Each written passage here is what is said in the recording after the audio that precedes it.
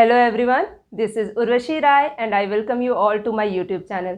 आज के इस वीडियो में हम डिस्कस करने वाले हैं मैथ्स का फोर्थ चैप्टर जो है एक्सपोनेंट्स एंड पावर। इस चैप्टर से रिलेटेड ऑलरेडी 2 वीडियोस हमने कवर कर लिया है। फर्स्ट पार्ट में हमने देखा था कि एक्सपोनेंट एंड पावर क्या होते हैं और एक्सपोनेंशियल फॉर्म हम कैसे लिखते हैं।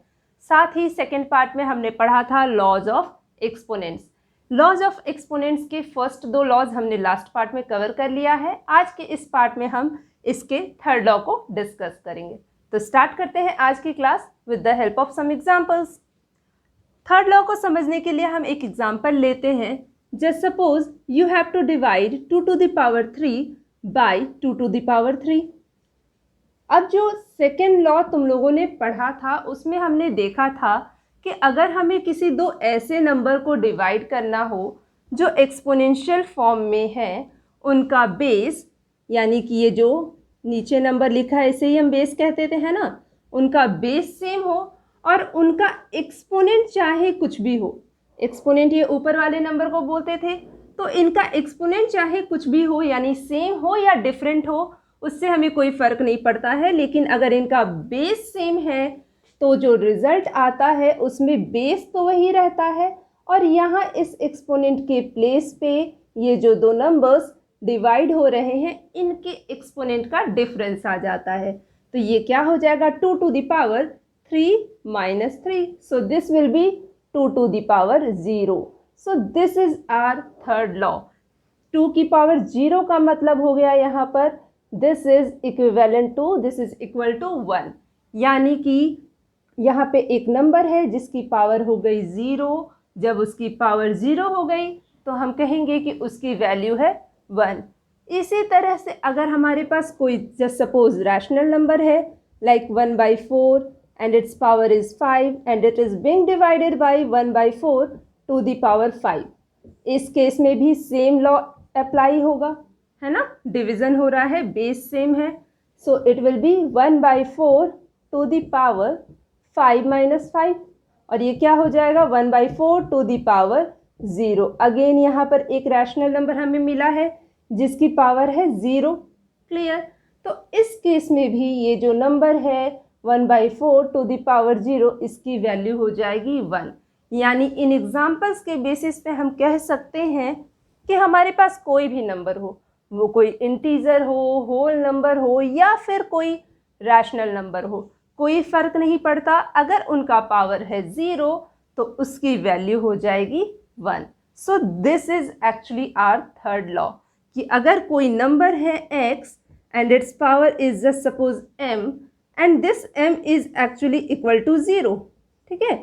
या फिर हम ऐसे डायरेक्टली कह सकते हैं कि अगर x की पावर है 0, कोई भी नंबर हो x, तो उसकी जो वैल्यू हो जाती है वो हो जाती है 1।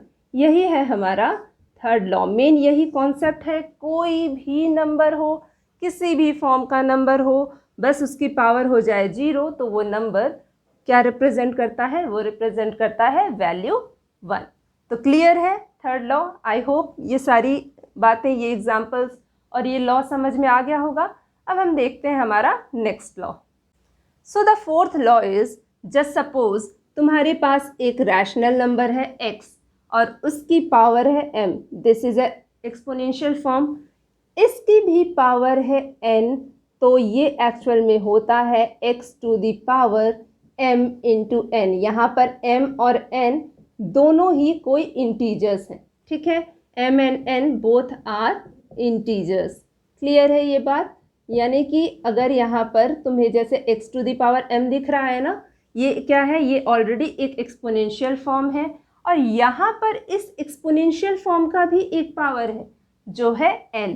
तो जब भी तुम्हें इस फॉर्म में नंबर दिखे यानी एक्सपोनेंशियल फॉर्म के पावर में कोई नंबर दिखे तो हम कह सकते हैं कि ये जो m और n है ये आपस में मल्टीप्लाई हो जाते हैं और यही होता है हमारा फोर्थ लॉ। चलो इस लॉ को हम एग्जाम्पल्स के हेल्प से और क्लियरली समझ लेते हैं। For example you have a number 2/3, ये एक रैशनल नंबर है, क्लियर है। इसकी पावर है 5 और इसकी भी पावर है 2। तो लॉ के हिसाब से हम क्या कह सकते हैं कि ये जो 5 और 2 इस 2/3 इस रैशनल नंबर का पावर है, ये क्या हो जाएगा, इनका प्रोडक्ट हो जाएगा। So this will be 2/3 to the power 5 into 2। ये 5 और 2 क्या है, जैसे यहाँ पे m और n है, so this 5 is m and this n is 2, so this will be multiplied according to the law. तो यहाँ पे 5 और 2 का प्रोडक्ट हो जाएगा। सो ये क्या हो जाएगा, हमें रिजल्ट क्या मिलेगा, 2/3 टू दी पावर 10। क्लियर है ये लॉ।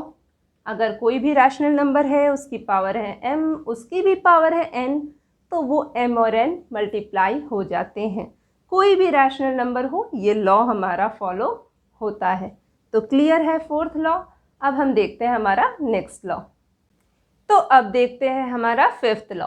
हमारा फिफ्थ लॉ क्या कहता है कि अगर हमारे पास कोई रैशनल नंबर है x और मान लो कि वो x 0 नहीं है, उस x की कोई पावर है, यहाँ पर इस x की पावर क्या है, नेगेटिव, तो इस नेगेटिव पावर को हम लिख सकते हैं 1/x to the power m। ये जो है x to the power -m, ये एक्चुअल में x to the power m का ही रेसिप्रोकल है। कैसे, चलो समझते हैं। हमने देखा था कि रेसिप्रोकल क्या होता है, सिंपल टर्म्स में बोले तो रेसिप्रोकल मतलब किसी भी नंबर का उल्टा। जैसे 3 का रेसिप्रोकल हमने पढ़ा था, क्या होता है, 1/3। इसी तरह से रैशनल नंबर्स के केस में रेसिप्रोकल क्या होगा 4/3 का, 3/4, है ना, जस्ट उसका उल्टा। क्लियर है। तो यहाँ पर ये जो x to the power -m है, ये एक्चुअल में होता है 1/x to the power m। यानी ये जो नंबर नीचे लिखा है, ये अगर ऊपर लिख दिया जाए, इसे ऊपर ले जाते हैं तो उसकी पावर हो जाती है नेगेटिव। या फिर ऐसा कह सकते हैं कि नेगेटिव पावर वाले नंबर को अगर 1/ के फॉर्म में लिखा जाए तो उसकी पावर को हम पॉजिटिव लिख सकते हैं। ये एक्चुअल में इसी के इक्वल है, इसी को रिप्रेजेंट कर रहा है। और ये जो टर्म होता था 1/x to the power m, ये एक्चुअल में x to the power m का रेसिप्रोकल होता था। यानी ये x to the power -m अगर इसको रिप्रेजेंट कर रहा है तो ये भी तो इसका रेसिप्रोकल हुआ, है ना। So x to the power -m is the reciprocal of x to the power m, है ना। अभी हमने 1/x की पावर m के फॉर्म में लिखना सीखा था। इसी को नेगेटिव लिखकर हम नेगेटिव साइन के साथ इस फॉर्म में भी रेसिप्रोकल को रिप्रेजेंट कर सकते हैं। क्लियर है। तो चलो इसको समझने के लिए एक एग्जांपल ले लो। जस्ट सपोज एक रैशनल नंबर है तुम्हारे पास 2/5 और इसकी पावर है -2। तो ये क्या है, रैशनल नंबर है, इसकी पावर है नेगेटिव। अब नेगेटिव पावर वाले रैशनल नंबर को हम कैसे लिख सकते थे, 1/, है ना, जो रैशनल नंबर है इसकी पावर, यानी कि ये 2, ये नीचे गया तो इसकी पावर क्या हो जाएगी, पॉजिटिव। ये एक्चुअल में 2/5 टू द पावर 2 का ही रेसिप्रोकल है। इसको अब हम कैसे लिखेंगे, 5/2 की पावर 2, है ना। रेसिप्रोकल में हमने लिखना सीखा था कि 1/ रैशनल नंबर को लिख दिया जाता है तो जो रैशनल नंबर होता है उसके टर्म्स इंटरचेंज हो जाते हैं। So this is actually 5/2 to the power 2। Clear है ये कॉन्सेप्ट। तो आज के इस वीडियो में हमने इस लेक्चर में हमारे 3 और लॉज देख लिए, लॉज ऑफ एक्सपोनेंट्स के, उनके एग्जांपल्स को भी देख लिया। आई होप आज की सारे लॉज जो इस वीडियो में डिस्कस हुए हैं ये तुम लोगों को क्लियर हो गए होंगे।